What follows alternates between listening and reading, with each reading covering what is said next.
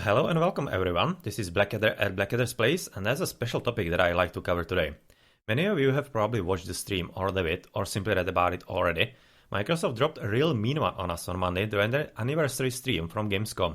Not only did they announce the pretty much, well at least by me, expected Age of Empires 2 Definitive Edition, they also added Age of Empires 3 Definitive Edition, and to top it all off, they teased even Age of Empires 4, which I really did not expect, to be honest. So yeah, the series continues. We have also been given some more Age of Empires 1 Definitive Edition footage, from actual gameplay this time, but sadly there was nothing for Age of Mythology, as really the only title in the family, which to be honest just sucks, as it is a beloved part of the franchise and it could definitely use some serious care, possibly the most of all the games. But yeah, well, that's how it happened. So, plenty of topics, but what did we actually learn?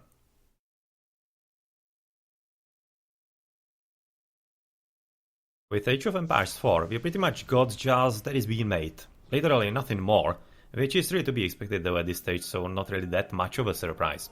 The teaser glosses over the past games, using their art and such, and really the only thing that it does as far as some actual info is that it strongly, very strongly hints at the historical continuation of the series, aiming past the colonial times of Age of Empires 3, and also it lets us know that Tywin Lannister definitely approves.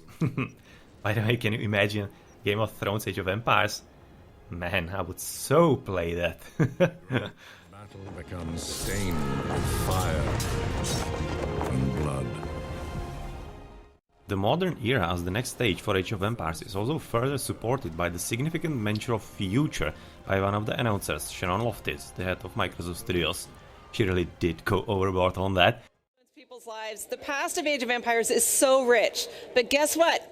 So is the future. And supported further by her interview for German GameStar, where she said that it's going to be sticking with history and no futuristic setting is to be expected, that they still have plenty of human history to cover first, so it really looks like that they want to first cover something that is after the games that we have so far seen. The fact that the studio creating the game will be Relic Entertainment, who have rich experience with modern warfare games, hits home as well. Relic Entertainment themselves are known as Tier 1 strategy game developers, having created franchises of Company of Heroes, Warhammer 40,000 Dawn of War and also of course Homeworld, all of which include some really well received and well liked games, so they certainly do have the experience with the genre, which is good news for us. Less good news though could be that there are none of the Ensemble Studios that's working on the game, at least as far as I can tell right now, to really keep the spirit of the franchise going and simply keep Age of Empires being Age of Empires. But to be honest here, there are not really that many details out yet, so maybe we'll still be surprised, so we probably can leave the judgment for a bit later on this. Even less good news though is that their latest installments haven't really been received that well, especially by the communities, and were plagued by problems and also heavily concentrated on extra paid content, so not really great news in this. Here I want to also fairly add though that I haven't actually played those games. I'm mostly going off community posts and articles, so it's advisable to take the grain of salt here, but still, the sentiments are in no way isolated, so it is something to be taken into account. This goes doubly with the fact that Age of Empires is an iconic franchise, and as such, and as I've said a bit earlier, any significant deviation from the base formula won't go well with the community at all. So the talent is there, they are capable of creating good games, but they are also capable of misses. But I guess until we know more, it's fair to stay positive, so I guess let's hope for the best. There is also a rumor that the good games have been created by the core Vancouver studio, whereas the lesser successful games by another one, supposedly Montreal, but I wasn't really able to find much on this. In Montreal there was THQ, not Relic as far as I can tell, and the timeline of that studio selling to Ubisoft doesn't fit too well either, so I'm not really sure how much truth is there to this. Relic seems to be just one studio, to be honest. So if anybody knows a bit more, please do supply the info into the comments, because not only I, but I'm sure the whole community would definitely like a bit more insight into this matter. At any rate though, looking at the job openings, they do take the game seriously, and they are aiming for Vancouver, for whatever it's worth. Touching on the job openings, they're looking for senior designers, and in the description they're mentioning knowledge of previous Relic games. This could be just standard addendum as it usually is, or it could also mean the planned similarity of Age of Empires 4 with their own games. This wouldn't be great news at all, as Relic strategies are signified by simplified economics and base building, which, on the other hand, of course, are the core of Age of Empires gameplay and what makes it so fun for so many players. They do have some interesting advanced combat mechanisms on top of that, like for example cover, tactical positioning and more, but let's be honest here, people want Age of Empires, nothing else. If they were to diverge from the base design tenets of AoE, they really wouldn't be helping their chances of success at all. Just look at home cities in Age of Empires 3, how they were received. They just didn't belong, and even though the game was far from failure, it was actually quite decent. I played it for years. This experiment just didn't work out, and players remind them of that on every opportunity to this day. It's regularly brought up together with Age of Empires Online, which was a complete and utter failure. At least at launch. It improved later, that has to be said. Also, the fact they're still looking for designers, especially senior ones, signals they're not that far into the development process, so we probably shouldn't expect the game even next year, and I'm kinda thinking that timeframe of 2019 plus seems quite reasonable here. Unless they're copying Company of Heroes, of course, that would speed things up. But yeah, please no, don't. To be honest though, with the almost absurd level of hype around Age of Empires 4, I'm fairly worried any game produced won't meet the expectations. Players have just dreamed that perfect cloud castle of what Age of Empires 4 should be, and it's very improbable we're going to get that, let's be realistic. And also take into account most everyone has a different idea about what the game should be, what should be in, what shouldn't, and there's just no way it can encompass everything like that. Has to be said though that Microsoft has just themselves to blame for the Half-Life 3 level of anticipation, after disbanding the awesome studio responsible for the best real-time strategy game franchise ever. But yeah, that's the reality of things, and here's a good spot for here Ensemble Studios. But what plenty of community members and players can apparently agree on is that the move to the modern era is not really that awesome, and I personally have to agree, but I'm also biased towards history games, so yeah, there's that in there. But still, it's definitely going to be a challenge if the game really is landing in that time frame to keep it true to the franchise and also keep it appealing. One of the last interesting bits of news is that the game's creative director Adam Icegreen is known for working on Command & Conquer at Westwood as the designer mainly, which was a rather iconic franchise by itself. I really like those games, I really did. But yet again, Command & Conquer is known for having very simplified game economics and base building, so basically not what Age of Empires is known for. It's basically more catering to what actually the previous Relic games were, like Company of Heroes, so yeah, make of that whatever you think. And for the moment, the last bit of info that I could locate is that the game is so far PC only, so Xbox is not currently on the menu, so at least here we're ending on a very high note, because of course, consolification of strategies usually means simplification, and that's not what you want to do to your real-time strategy game. But yeah, even though it means Windows 10 only as well, which is an issue in the community that is talked about quite a lot, the motivation for that, of course, is kinda clear on Microsoft's side, so I guess not much that you can do with that.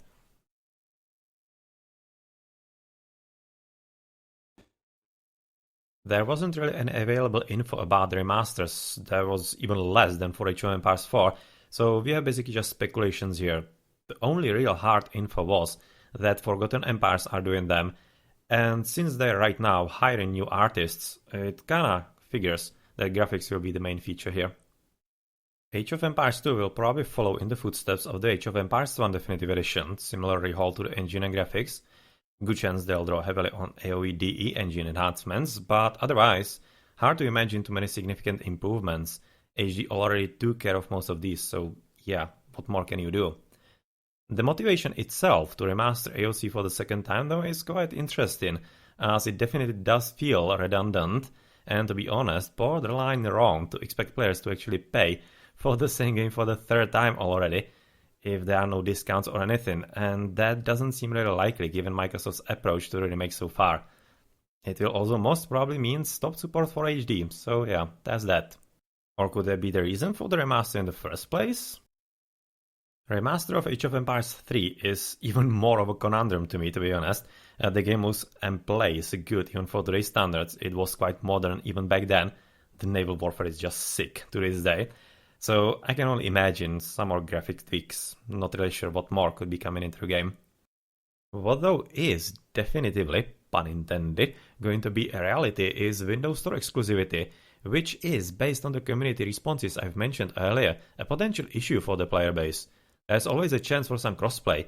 Microsoft has actually been engaging on that front lately. But yeah, don't really know. Wouldn't get my hopes up too much. Windows Store could also though mean closure of Age of Empires 3 SO2 servers, which have been struggling and quite probably were a serious pain for Microsoft as well in the past years. So yeah, they might just be looking forward to actually getting rid of that, for them, kinda problematic platform. Luckily, for the remaining Age of Empires 3 players, there still will be.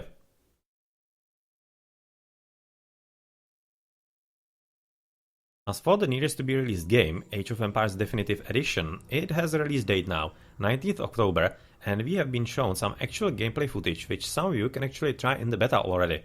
Not me yet though, sad panda. But yeah, the footage actually looks alright. Gameplay UI is fine, though seems a bit too big for me. Not like the original was smaller, but when you're making all those quality of life changes in there.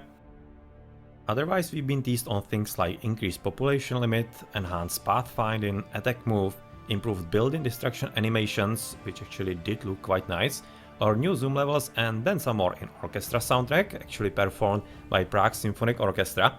Need to pull the guys as I check myself, and for example more friendly user interface in menus and such. Well, can't really wait to see it in actual gameplay if all those claims are going to be coming through. We know our people. Important bit of info everyone is talking about, of course, is the Windows Store exclusivity, and that has been confirmed, and there are actually currently no plans for Steam release, as said in the GameStar interview by Shannon Loftis, the head of Microsoft Studios. So if you were harboring some kind of hopes that it might be coming to Steam, you can probably throw them out the window at this point. The last news is that the price tag has been also announced at 19.99, both euros and dollars. Yeah, hype for Europe again. And you can, for example, compare this with StarCraft Remastered, that is going for 14.99, both euros and dollars. And actually, you got the StarCraft Original for free. And also compatible with the remastered multiplayer.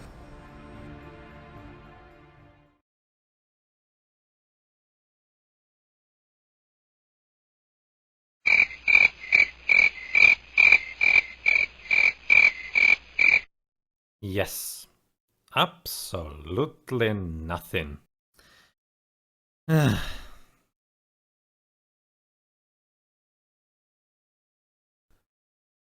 So that's about what we learned and I could find out so far. Not really much, but it's at least something. So should we be hyped? I generally don't really support hypes too much, because they too often lead to either bad games getting sales they don't deserve, validating unethical business practices, or simply players having unreasonable expectations, bringing down even otherwise solid games. Admittedly, this is much less common. The first is quite a lot more prevalent. So, as any reasonable person, I'll suggest caution. Get hyped about the franchise continuing on, that's cool, but keep your mind open and, above all else, critical. And in the end, vote with your wallet. Here I'll just add, please do not pre-order games, or really anything for that matter. It's the most anti-consumer, ergo anti-you, business practice ever, allowing for unfinished buggy releases, because why not? They already got your money, so why would they care? Wait for the game to come out to get a proper view of what it is and how it plays, and then decide if it is actually worth your money. It's like in the olden days, when you had demos for absolutely everything. That's not done anymore, and for pretty simple and straightforward reasons that have nothing to do with consumer satisfaction. The last closing thought is going to be concerning the whole anniversary, the Gamescom event and such. To be completely honest, I probably have a different idea about what an anniversary event for a beloved and huge series should be, doubly if you're about to drop a bomb of galactic proportions on the gaming community in the process. If you're tapping into nostalgia, do it right. Involve the actual community. Invite people who kept the game alive. After all, they are the reason why you have a chance to make money off the remasters and even the 4th installment. There are plenty of people who have worked their asses off for the communities to keep them going when you turn your back on them. Some of them are in this for more than a decade and many are inactive already. And you would imagine that when you're so passionate about the whole 20 years, you might actually want to recognize that. And here I mean not just somehow appreciate the people, they usually don't need or God forbid even require such a praise, but because those people, organizations, are inseparable parts of the history of the franchise. When you then just add as community representatives rather recent personas, and right now I don't mean any disrespect here, they probably didn't choose it, Microsoft probably just took the easy way out, looking how they're there for the tournament, it feels a bit hollow and just confirms the total disconnect of Microsoft from the actual community, which is, though, sadly, no surprise. That's an established long-term fact. Besides this, the only real good and passable content were the interview videos. These were quite cool, and thanks for those. Definitely recommend everybody watching those. But that's kind of weak, isn't it, for an anniversary event? I would have also expected E3 huge main stage level announcement for a bomb like this. But yeah, since there is nothing like that, it might also signal that the game is actually not such a high priority for Microsoft as we all would like to believe. Yeah, well. Anyway, this ties into the whole feeling that I have of this anniversary shenanigan ever since it began. It feels just like a reaction to StarCraft's anniversary remaster, which went either as, StarCraft remaster for the anniversary. That's quite cool. I wonder what that... Wait a minute, we have an anniversary too? Oh god, panic mode, we need to do something real quick. Or the other option... Oh damn it, Blizzard is doing StarCraft anniversary. Now we have to do it too. What a bummer. The effort all around it, and Triple especially compared with Blizzard's, is at best half-hearted. Microsoft just does everything worse. I'm sorry, but that's just the truth. You cannot imagine how sad this makes me as someone who has actually lived the franchise since its very beginning. It deserves so much better. Just look at the response across the whole gaming community. Not just now, but always. Just a little recent number. The AoE 4 teaser from yesterday, from 21st of August, in one day reached 2.7 million views. That's some sick digit right there. But well, so as not to leave on a low note here, everyone enjoy the kittens!